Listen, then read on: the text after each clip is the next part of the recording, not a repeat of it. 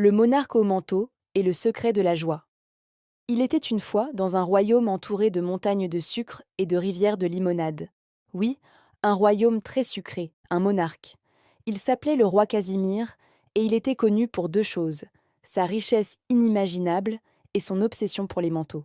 Le roi Casimir ne collectionnait pas les bijoux ni les couronnes. Il collectionnait les manteaux. Il en possédait 1001, chacun fait d'une matière plus rare que l'autre.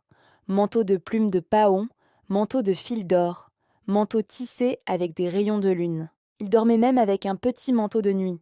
Malgré toute cette richesse, le roi Casimir était le plus seul des rois. Il gardait tout pour lui.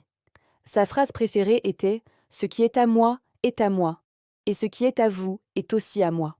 Le roi Casimir passait ses journées dans sa gigantesque chambre forte, entouré de ses 1001 manteaux. Il les brossait, les admirait, mais il ne les portait jamais tous. Il était comme une bouteille remplie à ras-bord de soleil et qui refuse de laisser la lumière s'échapper. Un jour, le roi Casimir a eu une terrible révélation. Il avait trop de manteaux, mais il était froid.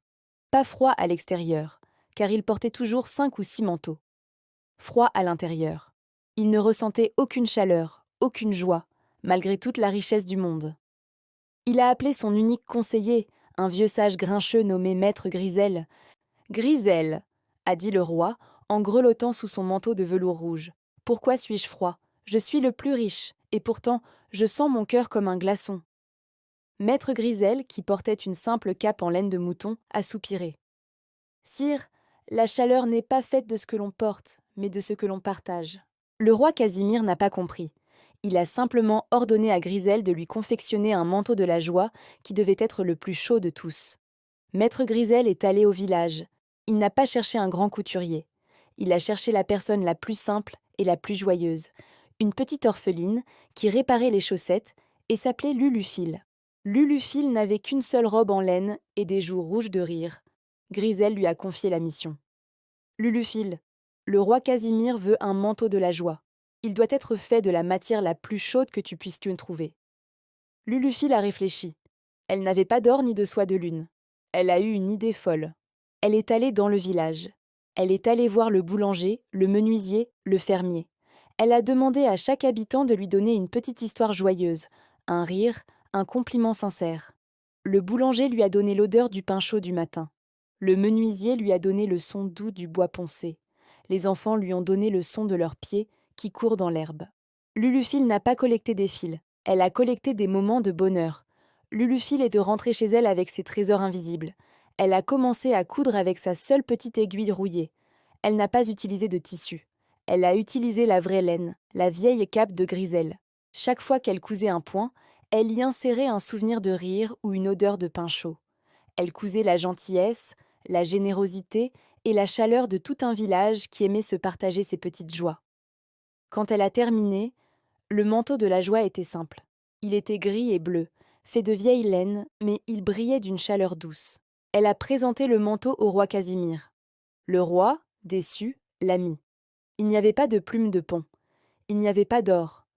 Mais au moment où il a boutonné le col, le manteau de la joie a commencé à chanter. Il chantait l'odeur du pain chaud. Il chantait le rire des enfants. Il chantait la gentillesse d'un voisin. Le roi Casimir a senti son cœur fondre. La chaleur était si intense qu'il a dû enlever ses 6 autres manteaux. C'était la première fois qu'il ressentait le vrai bonheur. Le roi Casimir a compris. Il a regardé ses 1001 manteaux. Il n'était que de la poussière froide. Il a convoqué le village et il a fait la seule chose qui pouvait le rendre vraiment chaud.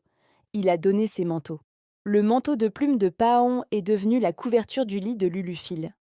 Le manteau de fil d'or a été découpé pour réparer les toits du village. Le manteau tissé, avec des rayons de lune, a été transformé en drapeau pour les fêtes. Le roi Casimir a conservé uniquement le manteau de la joie, fait de vieux laine et de souvenirs heureux. Depuis ce jour, le royaume n'est plus célèbre pour ses montagnes de sucre, mais pour le partage. Le roi Casimir a appris que la véritable richesse n'est pas ce que l'on a, mais ce que l'on donne.